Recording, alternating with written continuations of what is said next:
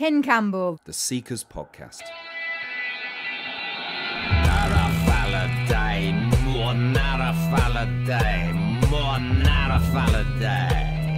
Walk about, snell spit, day long, lies one, half one, belong, everyone, something, bugger up, dead, finish yet. I'm not mad, arsehole. I just read different books, all right? welcome to Ken Campbell, The Seekers Podcast, hosted by me, Daisy Campbell, Ken's daughter, and David Bramwell. Ken Campbell was one of a kind.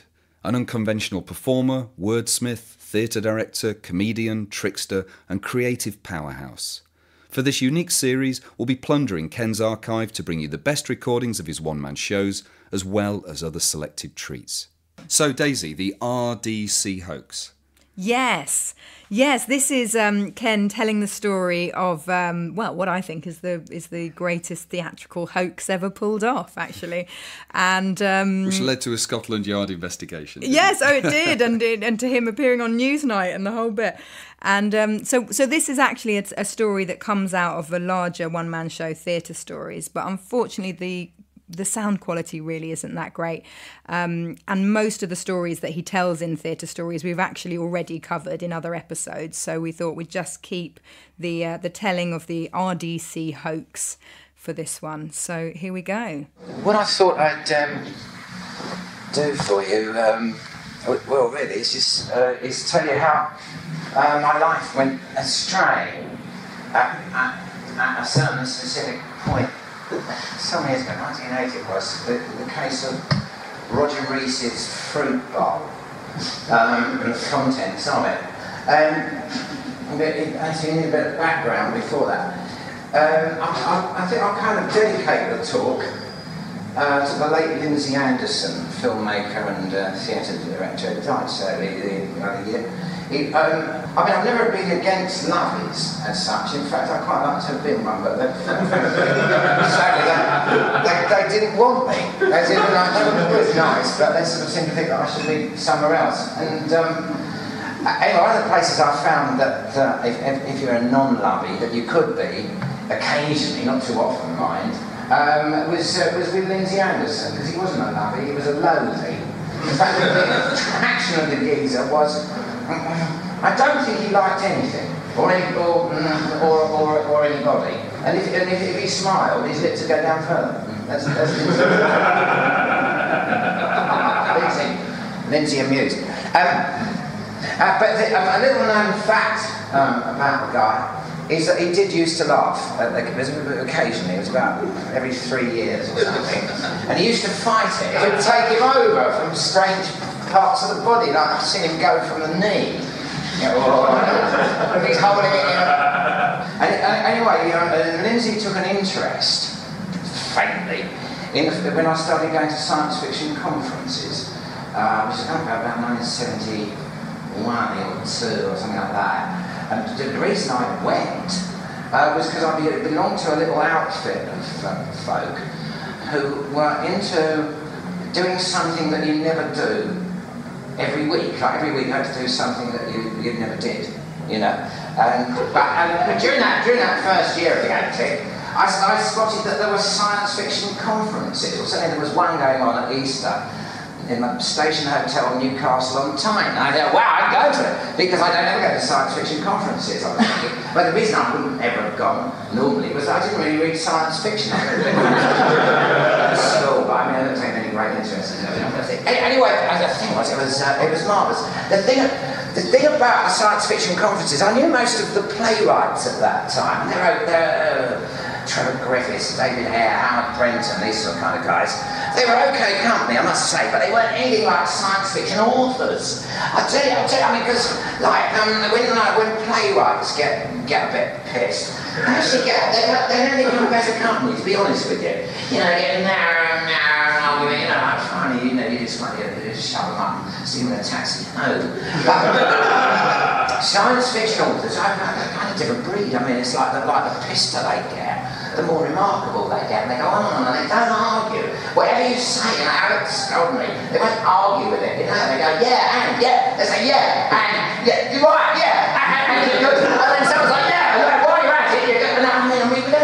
to bed at those science fiction conferences. We just build these incredible cathedrals of ideas there.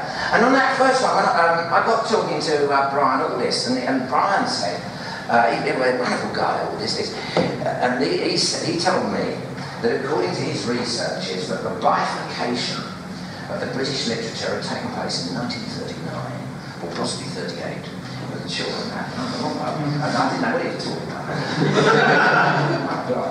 Anyway, I was kind of interested in what that might be, but I thought it would become clear, the later part of the conversation, but it didn't. I said, Brian, I said, what is that about the bifurcation of the British literature? What do you mean by that? And he said, bifurcation of the British literature sounds very easy to understand. He said, if you take H.G. Wells, he said, for example. He said, H.G. Wells was, I know he's the only one, but he's the best known. He said, H.G. Wells, one week he'd write the history of Mr. Polly, i.e. social realism. The next week he'd write the shape of things to come. The week after that he'd be writing the War of the Worlds. Then he'd write a history of the world. And the thing was that whatever Wells wrote, critics, public alike, they'd say, oh, you keep at it, Wells, it's terrific stuff, you fuck who you like, it's marvellous. But then after 1938, what we did was we split the literature. Yeah, we bifurcated it. Bifurcated. Word? So this meant, after 1938, if you were caught imagining in the stuff you wrote, or it turned out, you knew how machinery worked, or how line worked, even worse, what would happen is you'd be sold in the wrong part of a bookshop, and possibly not in a bookshop anyway, but often unsuitably lyric covers on railway stations. And I was going away, I was thinking, TV hadn't been too bad, but with Quatermass and that, they had their science fiction, movies kind of came, but anyway, so that's how come I decided to found a science fiction theatre, which I eventually did in Liverpool. It's called the Science Fiction Theatre of Liverpool. And the thing really great that we struck off with, that we started with rather, was Illuminatus. We dramatised these three books I wrote, showing all Anton Wilson. And it was a good old do, and it lasted all day. What I did was I based the dramatic structure of the thing on a science fiction conference. You get mind-boggling information and stuff, and antics going on. It was very successful, and actually, it came out of the warehouse in Liverpool, off to Amsterdam, and then wound up as being the production which opened the Cottesloe Theatre of the National Theatre, marvellous. I'll be back to Roger Rees and his fruit bowl. You'll see why I'm bothering to do this. Anyway, so that was 1976. I was at the Cottesloe in 1997. And then time was going by. We did some other science fiction productions, but nothing sort of had a cloud of this all-day Illuminatus thing, And then as luck would have it, I encountered this extraordinary fellow, Neil Oram. Neil Oram, he was kind of diseased in a way. He was diseased by memory. He never forgot anything. Once you realise, you're going to remember a lot. He'd lost it, I don't know, he'd never had it. The editing thing where you only remember the guy who pulled, stuff you need to remember a lot, So he realised he'd got to make his life interesting, and he realised rather cleverly that meant ruling out fame, because fame is kind of boring, isn't it? So what he'd done, he devoted his life to meeting remote and remarkable and obscure and alarming and extraordinary people. Yeah, and so what I did, I sat him down, because he could remember everything. Well, in no time at all, we'd written the longest play in the world.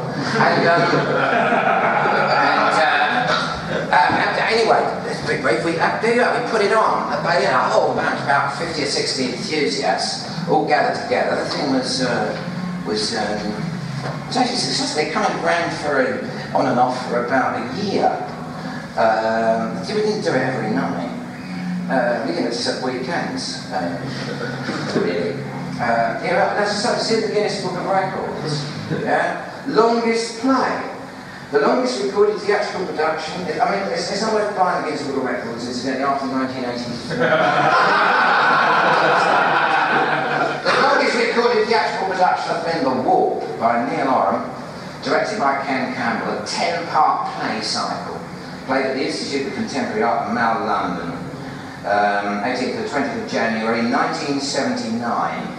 Russell Denton was on stage for all but 5 minutes of the 18 hours, 5 minutes. 3 intermissions, total 3 hours, 10 minutes. So detail on that. Russell Denton was fantastic too. I mean, he knows about 5.5 times Hamlet in length, and he learned it in 3 weeks. I mean, he really rarely knew it, you know. Extraordinary performance. And then it would have carried on. I mean, there was other places would have had the production, but suddenly Russell said he didn't want to do it anymore. And then when he didn't want to do that anymore, he realised there wasn't anything else to be done, you know. And so he retired from acting and became some kind of gardener. Sorry, Russell Denton, but that was 1979. And so, it's important people aware of this, you see, because I kind of regarded myself as some kind of king, an emperor of ridiculously long productions. And then in 1980, the Royal Shakespeare Company, at the time headed by Trevor Nunn and Terry Hands, suddenly they were putting on this mighty long Nicholas Nickleby. Nicholas Nickleby was over 8 hours long. You saw it generally 4 hours. You know, let's see, part 1 night, that was 4 hours, and then 4 and a bit for part 2. Anyway, well, I thought, you know, I better see what they're up to. It was kind of treading on my ground. And anyway, so I went along to, and actually, that's sort of part 1 anyway. I booked for part 1, I can see part 2 a couple of weeks later. And it was in fact incredibly good. In those days, we had in Britain and America, there was a really flourishing, very inventive fringe and experimental theatre scene. What Nunn and his partner in the production had done in Nicholas Nickleby is they'd actually taken elements, you know, but it's like they pinched bits from the more exciting bits of the frame, right? And it was in their production. I mean, they didn't kind of miss a trick that was worthwhile. And one of the novelties of it was that the cast, when they weren't actually involved in the thing, would be sort of like trotting around, passing through, walking up the roads even, you know, like it's fair to see, they come and sit and watch it with you for a bit. Anyway, I was in the second row from the front, and what was terrific was that the actress playing Kate Nickleby was a one-time girlfriend of mine called Susan Littler, and she spotted me when they were, you know, going back. She came in, you know, and she said, "Shall we go for dinner afterwards?" Said Kate Nickleby to me. I said, "Yeah, terrific." Anyway, so we did. And anyway, over dinner, she was telling me about Roger Rees's fruit bowl. Roger Rees was playing Nicholas Nickleby. And at the end of the show, there would always be a queue of people queuing to tell Roger Rees how good he'd been. And so what he'd done is he'd instituted a fruit bowl in his dressing room, so people, while they were, you know, waiting to tell him how good he was, could eat some fruit. And in Soho, Susan had found this very realistic looking banana. if you picked it up, it turned into this into a prick. Anyway, he was taking it back in his fruit bowl. Excellent. And anyway, when I got back home though, I was thinking, you know, that actually was very good. I mean, I had to say it was good. I mean, it was very good.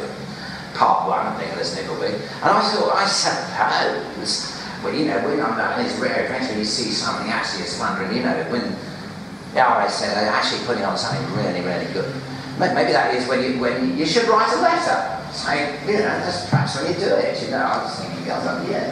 Anyway, I thought it was actually what I write it to, and everything. I got the programme there, and I was trying out, you know, a letter that, but every time I wrote a letter, it felt a real, I can't say that. Anyway, then I then I went to bed, and I think I was dreaming there, thinking in my bed, I couldn't get Roger Reese's fruit bowl out of my mind. And then it came to me, actually, I know what I'd like to write. And the next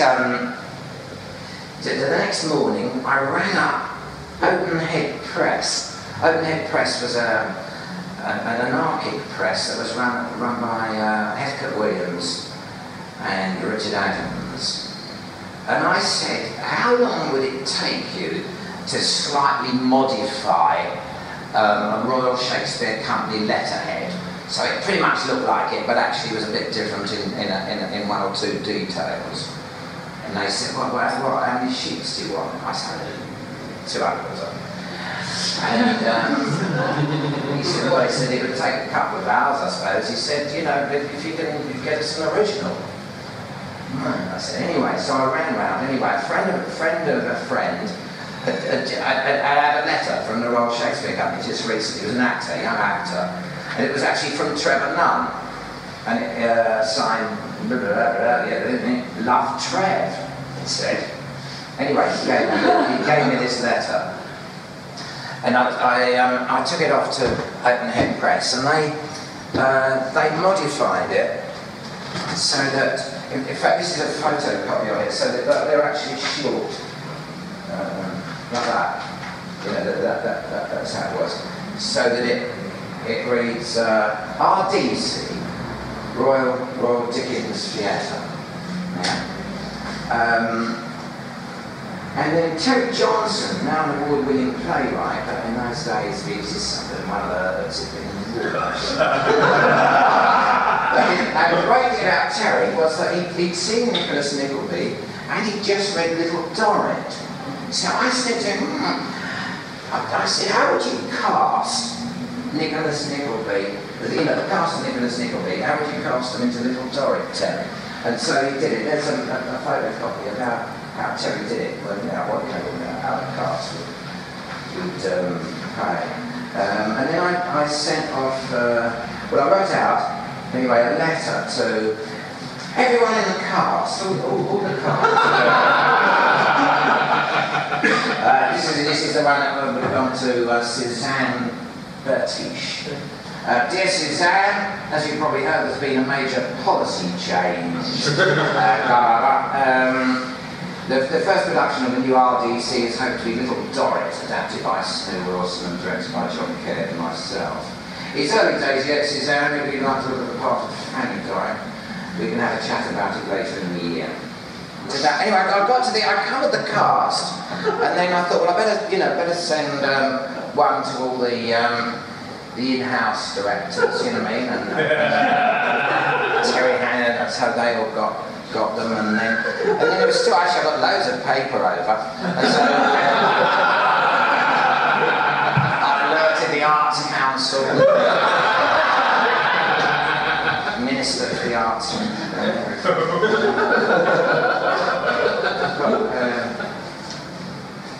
yeah. Anyway, I mean, it was really terrific. And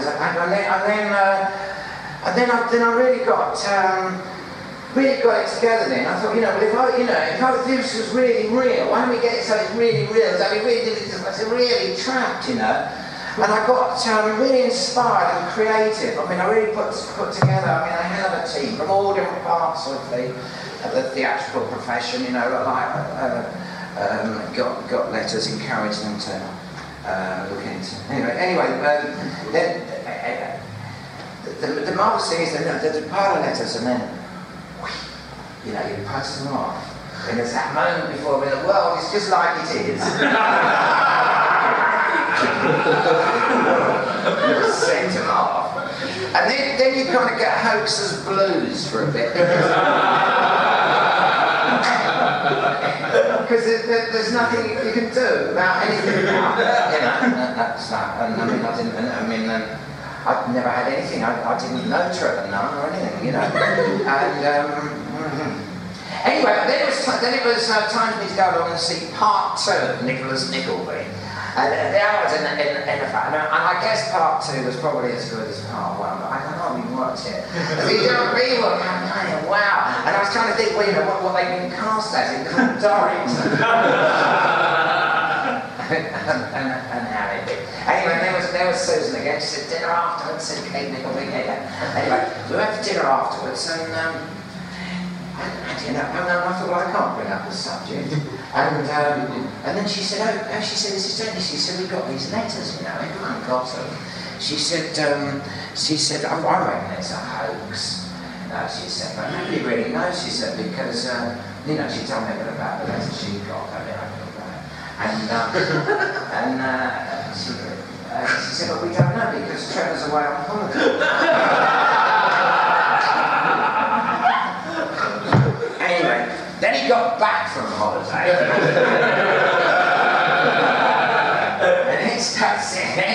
And then it was in the press. I mean, this is a tribulation times. Here's the one.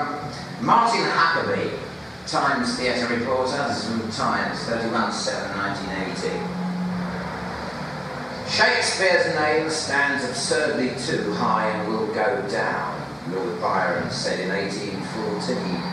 This month it looked as if the bard had finally been toppled from his pinnacle by the unlikely contender of a novelist, Charles Dickens.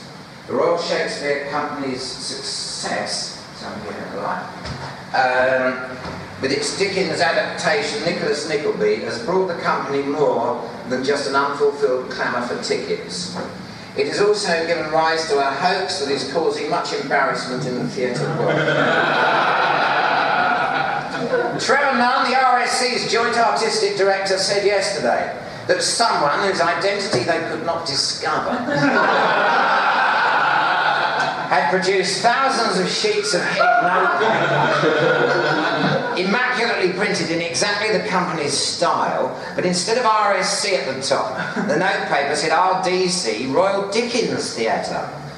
As a quote now, on this notepaper, the hoaxer has written to hundreds of people working in the theatre, offering them the chance to do productions with this new company, which has abandoned Shakespeare. Each letter has been sent as if from Mr. Nunn, signed Love Trev.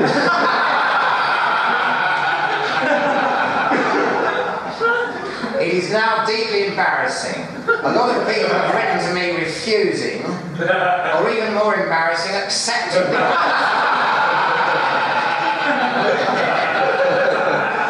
Mr. Nunn said. He said the people were chosen very carefully. Thus John Barton, well known for his adaptations of Shakespeare and Greek tragedies, was asked to finish The Mystery of Edwin Drood. Michael Bogdanov, known as Bodge, was asked to direct sketches by Boz. Hang on, there's a bit more to it. Dear Michael, yeah. Dear Michael, blah, blah, blah, blah. It's early days yet, Michael, but would you look at sketches by Boz and let me have your reaction? It's great if you could adapt yourself and include circus stunts.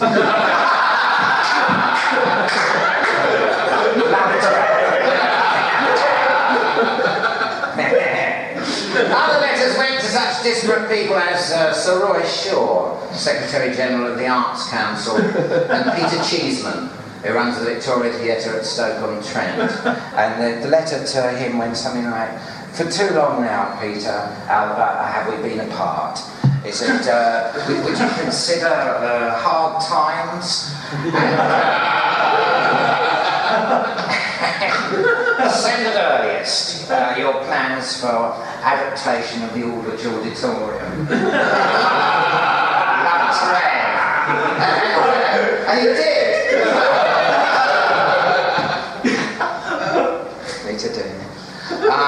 One letter sent to Mr. Norman St. John Steve as Minister of the Arts read, Dear Minister, as you've probably heard, there's been a major policy change in our organisation. Nicholas Nickleby has been such a source of real joy to cast, staff and audience that we have decided to turn to Dickens as our main source of inspiration. As someone said at a recent meeting, why tie so many fine Dickensian directors and actors to this endless wheel of Shakespeare revivals? I am convinced that Dickens will prove as big a draw as Shakespeare if we can keep up this terrific standard. So that'll be it for the Bard as soon as our present commitments decently permit. The first production of the new RDC is hoped to be Little Dorrit, adapted by Snoo Wilson and directed by John Caird and myself. Any thoughts you have on this will as always be treasured. Love, Trev. Yes, perhaps we could get together for lunch sometime soon to discuss this. The Pickwick Club would seem appropriate.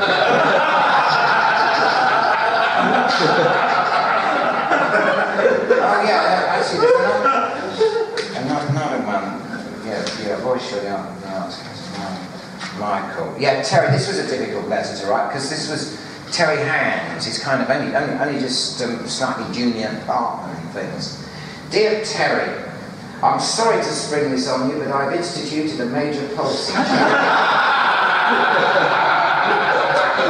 The whole experience of Nicholas Nickleby was such a source of joy and inspiration.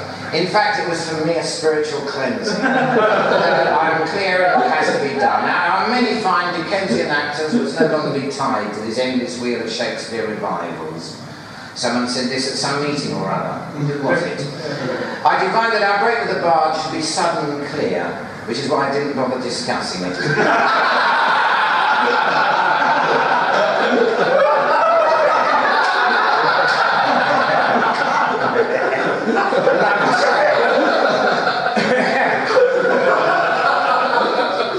The hoax has now gone a stage further, with staff at the Aldwych Theatre in London arriving one morning to find that every Nicholas Nickleby poster had been covered by another in exactly the RDC Hoax style, advertising the future production of Little Dorrit. That was a beautiful piece of work by Openhead Press as well, was the poster. They took the old drawing of Little Dorrit and they just split it around a bit, and there she was, and all the cast names down there in alphabetical order. Incidentally, what happened was I was in Liverpool. I was working in Liverpool, and I got a phone call from Newsnight. To be in 1981, I got this phone call from Newsnight, and they said, we accuse you of being behind the Royal Dickens hoax. I said, no, not me. I said, I always thought it was James Fenton.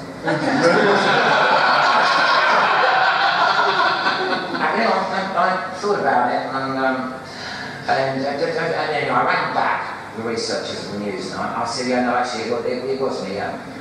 And they said, oh, terrific. They said, we made a little film. We filmed Trev. We're going to do it as the tag end, a little uplift at the end of Newsnight. And they said, would I go to the studio here in Manchester, actually? Would I head over from Liverpool and be in the Manchester Newsnight studio? And, send a car and everything. Anyway, I was drinking quite hugely in for the morning before setting off, and then when you get there, I mean, it's very lavish, the entertainment, if you're going to be a Newsnight novelty. It's a whole trolley load of possibilities. And it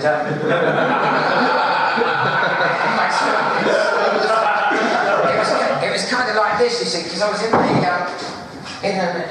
Newsnight, waiting to be on, and then on the monitor, we were suddenly into it, and they were playing this little film they'd made of Trev, describing him how horrific it had been,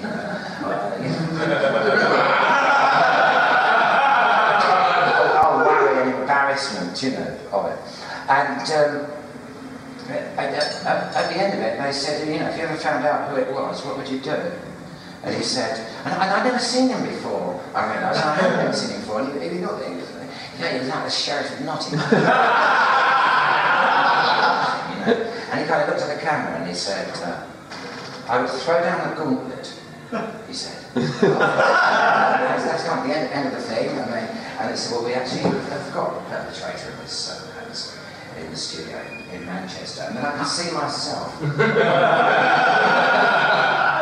on the monitor, and they lit me in terrorist lighting.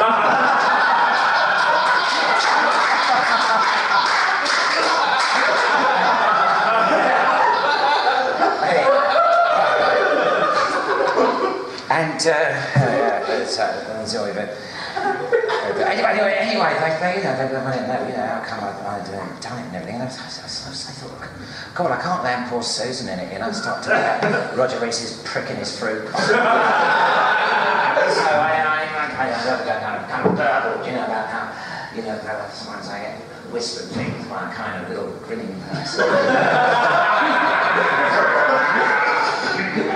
Anyway, they switched me off that mercifully quite quick. But then the guy, the Newsnight man, he said, I don't know about that. He said, I refer to this as a brilliant person. He said, I don't know about that. He said, but it's a damn fine idea. and listen, just it wasn't long before he died, Lindsay Anderson. He called me over to his place in the Swiss cottage he used to live in. And I don't know why he'd invited me over. It seemed like he just wanted to tell me of a few additions to his shit list. I told him, I said, I think Richard Ayres, Sir Richard Ayres, I said, I think Richard Ayres all right, I really do. And anyway, Richard Ayres, he did get to do a production and he'd done it. I said, how was Richard Ayres? He said he was fine, he was very good. I said, well, and he said, when I came. Yeah. So I said, there you are, see, so Richard was all right. He said, yes, he was. He said, he's a little shit. I said to Lindsay Anderson, I like it. I said, this was trying to get a laugh out of him. I said, Lindsay, did you know that when the late great American science fiction author Theodore Sturgeon was interviewed by his squire said, yes, Mr. Sturgeon, but 90% of science fiction is crap. To which Sturgeon had replied, well, 90% of everything is crap. And Anderson went, he said, when was that interview? I said, I don't know, 1964, I think. He said, it's got a lot worse since then. And he went over to his drawer. He pulled out, and he pulled out this. Dear Lindsay, as you've probably heard, in our organisation, albeit in such a source of real joy to cut staff. Sorry to tell you, etc. Thinking of you, Lindsay, brings the old curiosity shop to mind.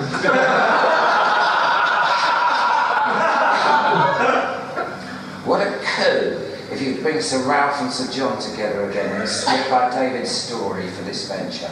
I feel your cool, intelligent approach is going to be badly needed here in these new times. I look forward to hearing your reactions. Love, Trent.